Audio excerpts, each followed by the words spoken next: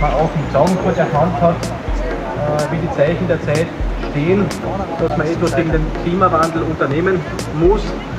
Und apropos Klima, aufgrund des aufziehenden Wetters möchte ich mich in meinen Grußworten recht kurz halten und das Wort gleich an den Herrn Bürgermeister übergeben.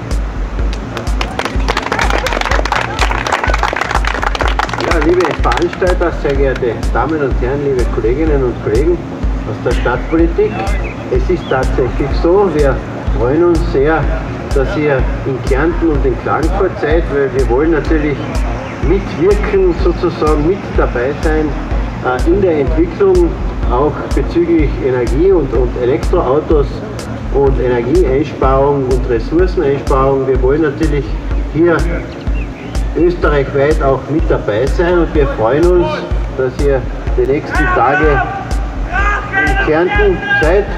Aha, da gibt es also was. Der verbraucht seine Energie auch für etwas Falsches. Wichtig ist, die Energie richtig einzusetzen. Es ist ja fast ein bisschen interessant, wenn man bedenkt, dass das GTI-Treffen und diese Sternfahrt zeitlich aufeinander fallen. Das ist ja vielleicht ein relativ interessantes Symbol auch hier in Kärnten an den gleichen Tagen zur gleichen Zeit. Einerseits das GTI-Treffen und andererseits diese neue Art der Veranstaltung und neuer Trend. Ich wünsche Ihnen alles Gute.